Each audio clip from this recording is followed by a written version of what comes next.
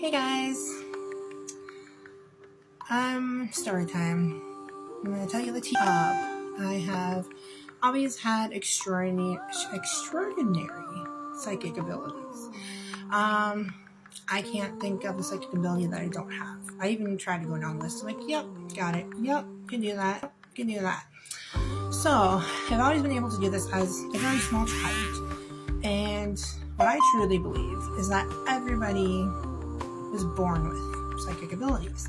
It's just the fact if you remember and you know how to use them, because I'm assuming everybody was raised like me, where children were to be seen but not heard.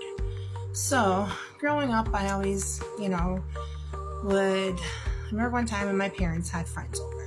And when they had this friend over, I remember reading their mind and them not saying something nice about one of my parents. And I said, I don't like you.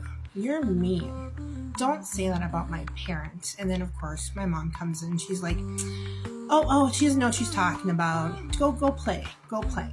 So at a very young age, I've learned that was a society that did not accept those type of abilities. And a lot of people just don't understand it if they don't have them themselves. How to explain to children what it is. And so I've learned it was bad. And so I had to basically dim my light. And, it is what it is. I'm sure a lot of people have had the same thing, even though you can always recover, learn about these things. So, I've had a spiritual awakening when I was 14. I believe I opened up my third eye chakra. And then I was able to see ghosts, which is honestly quite freaky for the first time it happened. So what is that? Some sort of spiritual awakening around that time, kind of put it on the back burner. I'm like, okay, cool. Know it's there. Know I can do that. Whatever. However, I didn't go further into it.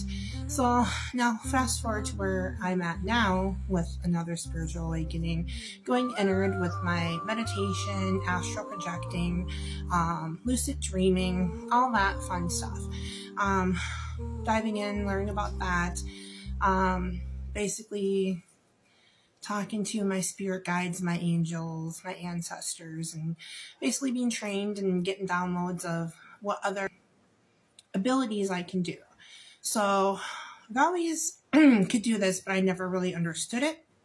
So now after knowing more knowledge, I figure I'll throw it out there. Maybe someone can do the same thing I can do, or it might help somebody down. So a lot of people come to me when they're sad, they're mad, they're angry, they're depressed, or whatever the case may be. Someone's down and out.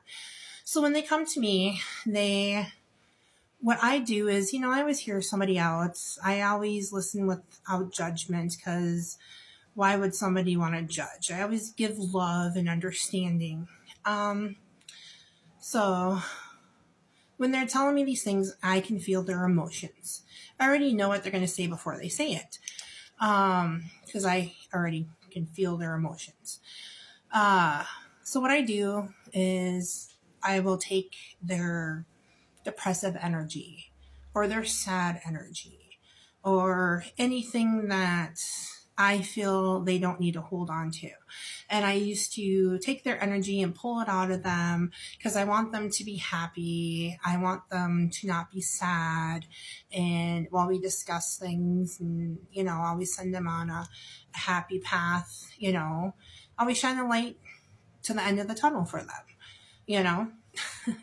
So with learning more about that's what I was doing.